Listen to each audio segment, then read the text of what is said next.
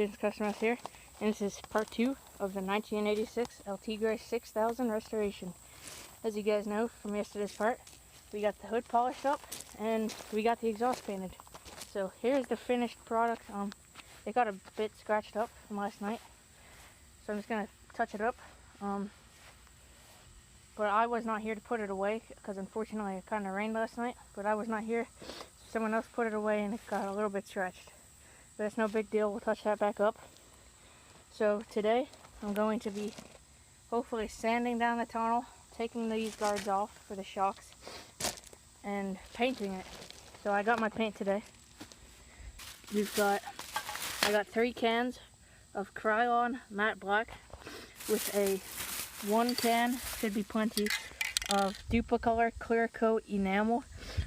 Enamel paint should help it stay very nice and strong, so when we're riding we don't have to usually worry about scratching it through normal wear. But of course if you get against stuff, it still will scratch like normal paint. I have used Duplicolor clear coat in the past. I really like it. It's pretty tough. So we'll be sanding this down and taking the guards off, maybe even painting those shocks, and I'll be taping off the VIN tag so that can still be there and look nice. So I'll catch you up once I start to sand. Okay guys, so in order to do this job right, we got to remove this grip tape. It usually goes all the way down to like here. That's where your boot sits usually, either here or up in there. But what I found, I just did on the other side, works really good, is you take your heat gun here. This is a Wagner, but you can use any kind. You just turn it on, set it on, and you keep it on there for a little bit, heat that up, and it comes right off.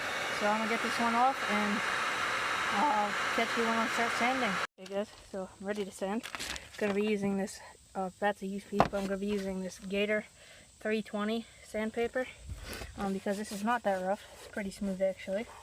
And as you can see with the heat gun trick, that's how easy it came off. I got it off in one piece. Now of course this is torn, but it came off in one piece, no problem, using a screwdriver. I didn't even use a scraper.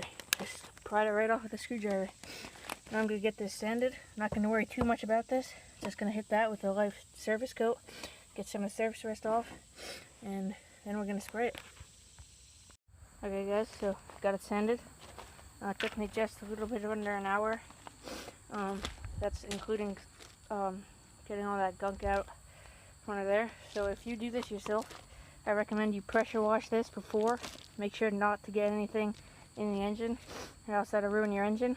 So I got the hood tilted up so I don't get overspray on the hood or the windshield or anything like that, which I also took the windshield off the hood because that's brand new.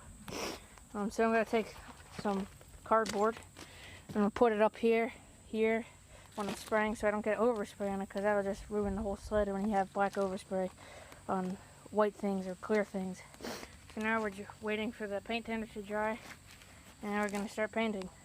Okay guys, so the first coat of the Krylon matte black is on.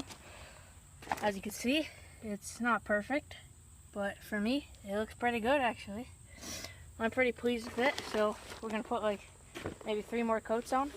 It's pretty heavy first coat, not gonna lie about that, but you can see it's not the best, but it looks pretty good compared to original, this is a better than what we had before, because this was hidden by the seat, but that's original black. There's the new paint. I also painted the shocks.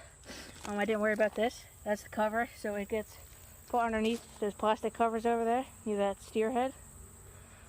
So while we're waiting for this to dry, I'm gonna go try to shine those up and get a bite to eat. So I'll be back in about 20 minutes to put the second coat on.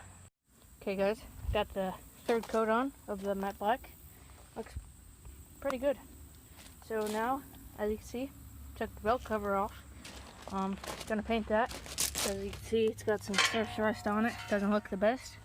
So I got the decals painted up, the jet chart and the warning decal painted, taped up with some blue painter's tape. Now we're gonna sand it, and then we're gonna paint that too. And then next, we're going to jack the sled up, and we're going to paint the skis and the A-arms and the tie rod stuff.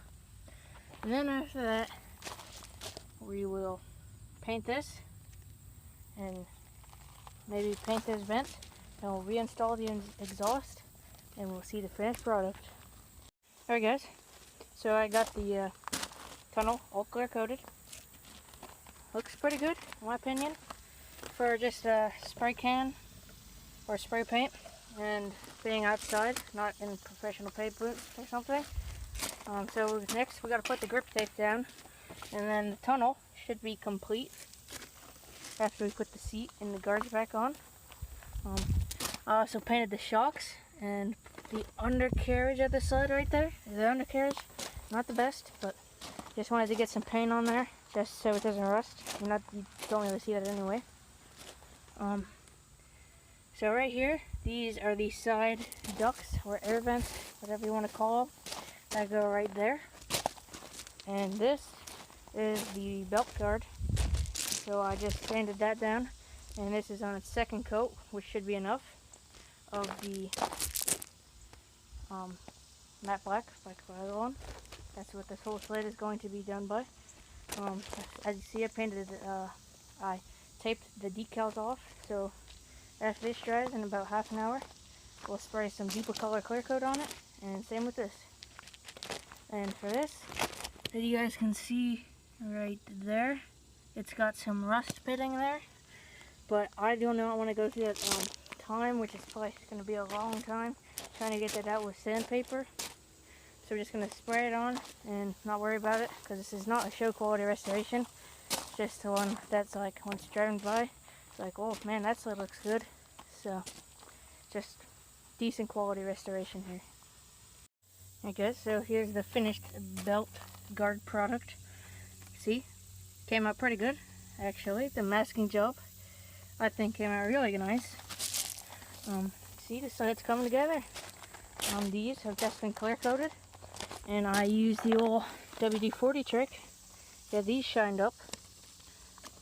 So we're gonna put these on the tunnel, put that old ratty seat cover back on, which I'd like to get another one. I might still. So keep it tuned. Next update will probably be tomorrow. One last thing. This will be the last part of part 2. So as you can see, the windshields, I hate these stupid rubber things that keep spinning. Plus I don't have all the screws and they look bad because I don't have caps. So I went to Lowe's this morning on my trip to get paint, and I got 10 piece machine screws. Now these are only zinc, but I'm going to clear coat them so they don't rust. And we're going to take all these rubber things out. We're going to replace them with nuts with some Octa in them so the nuts don't come off. And the windshield should look good along with the whole rest of the sled, because you don't want rusty hardware on your side when it's nice and painted. You got a brand new windshield, nice painted. You don't want rusty bolts, it just ruins the whole thing. So tune back in tomorrow for part 3.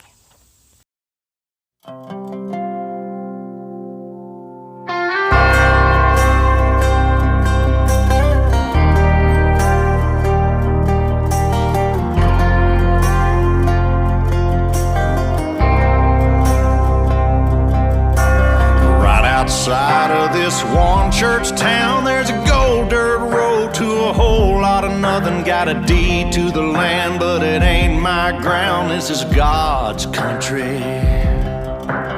We pray for rain and thank Him when it's falling, 'cause it brings a grain and a little bit of money. We put it back in the plate, I guess that's why they call it God's country.